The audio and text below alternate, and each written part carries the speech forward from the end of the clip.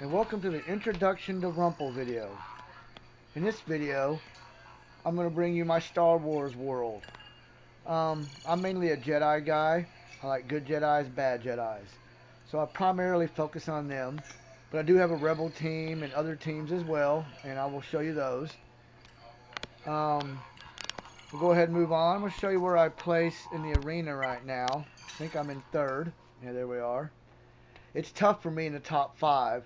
As you can see, first, second, and fourth all have healers. I don't have a healer, so I've got to be quick and hard. But anyways, when you know where I'm sitting, that's third in the arena. Move over to fleet. Got to move over into ships here.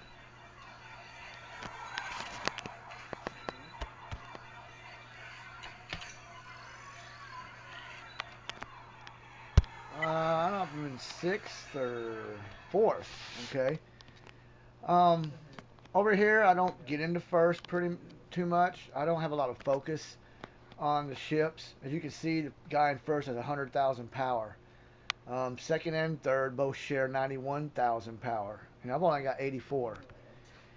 The difference between me and them is my mods, and I'll get into that later and show you how that makes such a big difference. Because they can level their ships up and their characters all they want, but unless you mod them correctly, to do things, my mods will over trump that, and I'll get into that later. But yeah, there I am. I'm in fourth. I'm always in the top 10, usually in both arenas. What else I wanted to show you here? Mod battles. I've completed every mod battle. Now the thing to focus on the mod battles is just getting through it.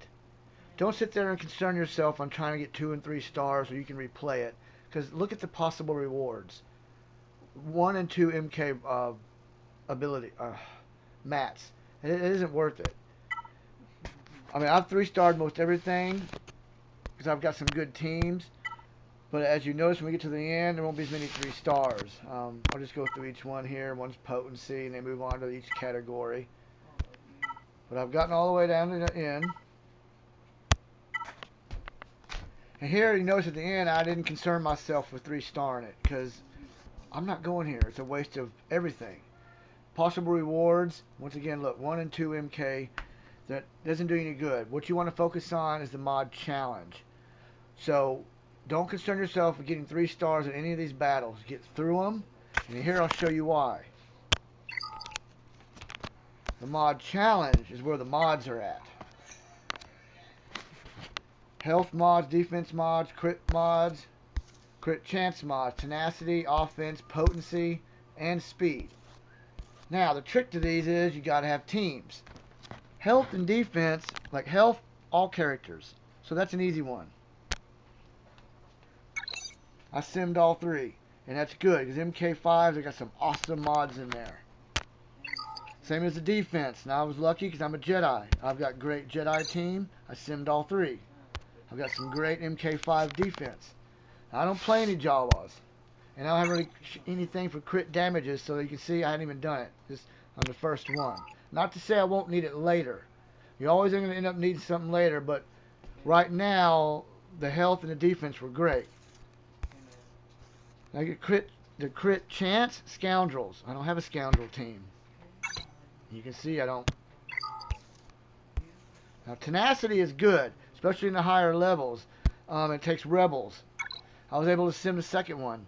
That third battle is pretty hard, but the tenacity MK4 mods are pretty good. The offense, that's first order. I have one first order character, and that's Kylo. And as you can see, I don't even use it. Now the potency, I need those. Empire, Palp, and Sidious, they require a lot of potency. And I learned that later on, and I was able to sim the second one. The MK4 mods are really good. They enabled me to stay in the top 10. Without the mods, I would have not been able to keep up with those rebels. And the one I crave the most is speed. And it's the one I have the least characters of as well, Resistance Squad. I was able to sim the first one, and it cost me dearly. I can show you the units. Here, sorry about that. You know, so if you want to go sim it, oh wait, battle, so I can see my characters. Sorry. You know, this is not a super strong team. Um, it's basically what I got. I leveled them up, I starred them up, and I was only able to get to that tier. So it's very crazy. And that's when I stopped. It's like, okay, you know what? It's gonna have to wait a little while. But the speed mods carry the best defense. If you get a really good speed mod set, man, your defense that comes with it is crazy. I will get into that later as well. But that's the mods, and that's how you do it. Get through the mod battles, and then come over here and focus on these. And the easiest thing, and once again, is to do the health, because you can do all characters in health. And then, I guess you would want to go to whatever challenge it is that you have the best team in, because that would be your advantage, and then go with those mods.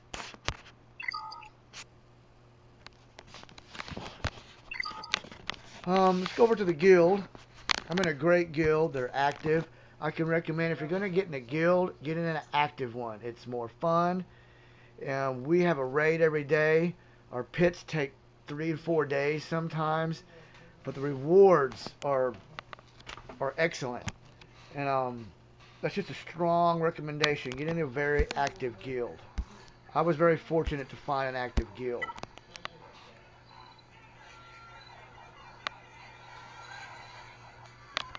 I haven't been focusing so much on the pit and the takedown right now as I've been playing so much fun in arena and my new Sith team, but I wanted to show you, you know, I do hang with these level 85 guys, and I'm in 10th now, and I missed the last run of a reset. I got 20 hours again. Dang it. Normally I'd be, well, I'm 900,000. Normally I could get up into 8th, 7th place, and the rewards are great up here. So, when I do 5 battles, I don't know what team I used last, but there's one of my Jedi teams. And her stealth is just, it's great. And the stealth helps here more than speed. I get into that a lot later too. But there's the tank takedown.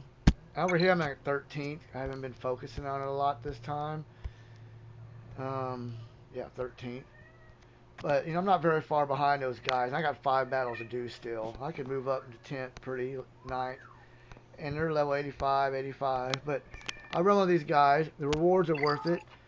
They say you need Jawas or Ewoks, but I do both of these with Jedis, and you can see I'm up there with them.